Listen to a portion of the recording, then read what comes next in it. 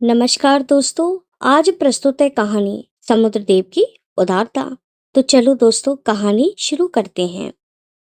उड़ीसा के पास एक छोटा सा गांव था जिसमें घीसू नाम का एक किसान रहता था। उसकी माँ दोनों भाई बहनों को अकेला छोड़कर परलोक सिधार गई।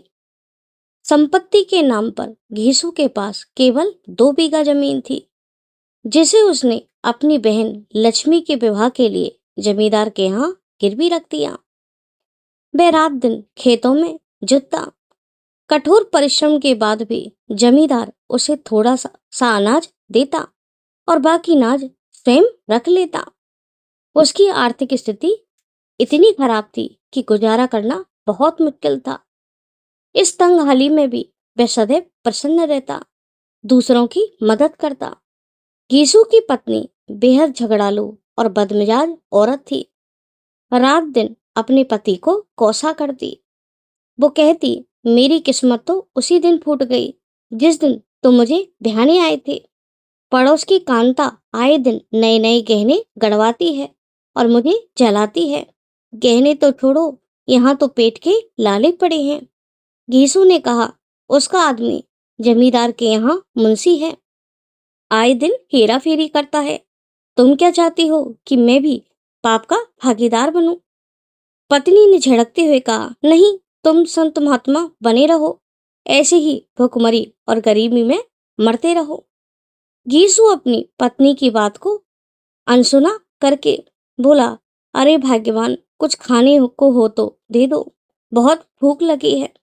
उसकी पत्नी ने 2 प्याज और 4 रूखी रोटी उसके सामने लाकर रख दी। घीसू ने चुपचाप रोटी खाई और आंगन में खाट बिछाकर लेट गया। दूसरे दिन जब वह खेत से लौटा तो पत्नी मुंह फुलाकर बैठी थी। मागम ने कहा, अब क्या हुआ फूलवती, इतना मुंह क्यों फुला रखा है? उसने कहा, पड़ोस की रज्जो का आदमी अपनी बीवी बच्चों को नुमाइश दिखाने ले गया है, वहां से कीमती वस्त्र लेकर आया है। वह भी तो जमींदार के यहाँ नौकर है, उसके ठाठ देखो। आखिर कब तक तुम जमींदार के खेतों में बैल बनकर जोतते रहोगे? यह कहकर उसकी पत्नी फूलवती फिर पति से झगड़ा करने लगी। माधो, घीसू उस दिन बहुत दुखी हो गया। उस दिन दोनों पति पत्नी में से किसी ने रोटी न खाई। रात्रि में घीसू चारपाई पर पड़ा पड़ा सोचने लगा, ऐसे जीवन से तो मरना अच्छा। खेतों पर जमींदार मुझे सारे दिन खेतों में जोतता है और घर आता हूँ तो पत्नी झगड़ा करती है। ऐसे जीवन से तो मृत्यु ही अच्छी। इस कष्टकारी जीवन से मुझे मृत्यु ही शांति दे सकती है।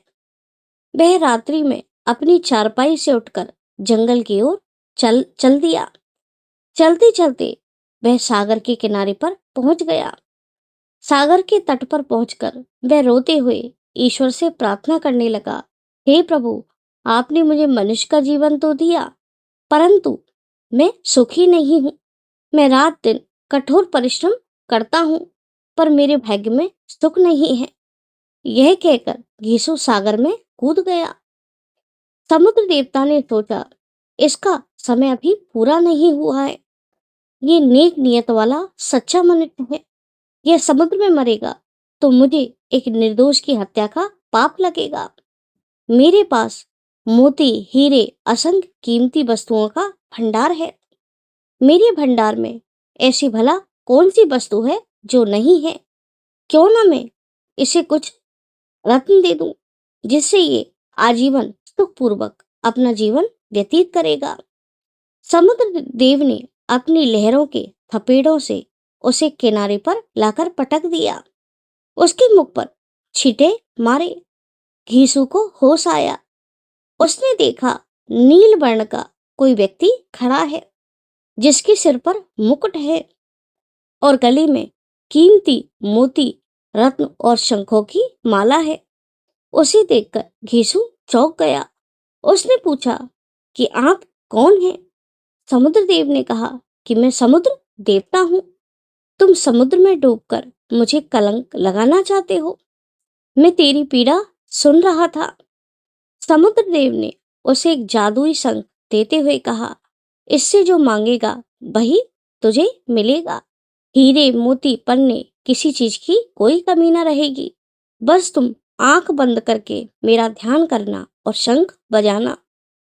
किसान समुद्रदेव को सिर नवाकर शंख लेकर खुशी खुशी घर लौट आया। उसने जमींदार के खेतों पर जाना छोड़ दिया। धीरे धीरे उसकी आर्थिक स्थिति बदलने लगी। घर में धन्य धान्य बैल सब कुछ थे।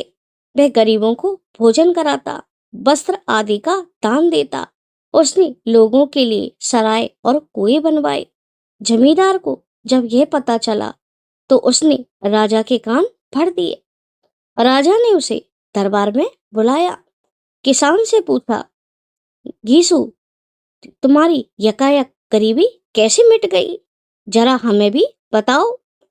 किसान भोला वाला था। उसके पेट में किसी तरह का छल न था। उसने शंख की बात राजा को बता दी। राजा ने उससे शंख छीन लिया। वह फिर से गरीब हो गया और वह कुछ दिनों बाद रोते बिलखते फिर समुद्र के पास पहुंच गया और समुद्र में कूद गया। समुद्रदेव ने उसे फिर किनारे पर पहुंचा दिया। समुद्रदेव ने उसके रोने का कारण पूछा।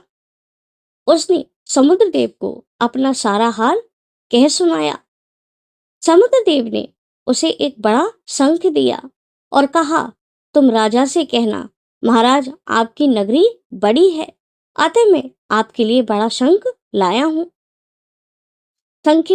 किसान शंख को लेकर राजा के दरबार में पहुंचा और चतुराई से बोला, महाराज की जय हो। हे महाराज, मैं अब की बार आपके लिए समुद्र देवता से बड़ा शंख लाया हूं। आपको असंख्य हीरे मोती और रत्न प्रदान करेगा। आपका राज्य बड़ा है। आपको जनता के हित के लिए और अपनी सेना की सुरक्षा के लिए अधिक रत्नों की आवश्यकता है। राजा मन ही मन सोचने लगा कि कैसा मूर्ख व्यक्ति है। राजा ने प्रसन्न होते हुए कहा, ये तुमने बहुत अच्छा किया। और राजा ने उससे बड़ा शंख ले लिया और छोटा शंख उसे वापस लौटा दिया। किसान छोटा शंख लेकर दौड़ते हुए अपने घर आया। उसने आंख बंद करके समुद्रदेव से प्रार्थना की, हे समुद्रदेव, मुझे इस नगर से कोसों दूर पहुंचा दो जहां राजा की सेना न पहुंच सके। और उसने शंख बजाया। कुछ समय बाद किसान और उसकी पत्नी उस नगर से गायब हो गए। उधर राज दरबार में राजा ने प्रसन्न होते हुए शंख बजाकर कहा, हे समुद्रदेव, मुझे हीरे मोती और पन्ने दीजिए। अचानक उस शंख से दो नीले हाथ निकले। उसने राजा पर अनेक प्रहार किए। यह देखकर राजा भयभीत हो गया। उसने आदेश दिया कि इस शंख को समुद्र में फेंकवा दो और उस किसान को पकड़कर मेरे पास लाओ। राजा ने उस शंख को समुद्र में फेंकवा दिया और किसान के घर सेना को भेजा। परंतु उस स्थान पर न तो किसान था और न किसान की घरवाली और न ही किसान का खेत खलियान और घर था। थैंक यू दोस्तों। अगर आपको मेरी ये छोटी सी कहानी पसंद आती है तो प्लीज मेरे चैनल को लाइक करें और सब्सक्राइब करें।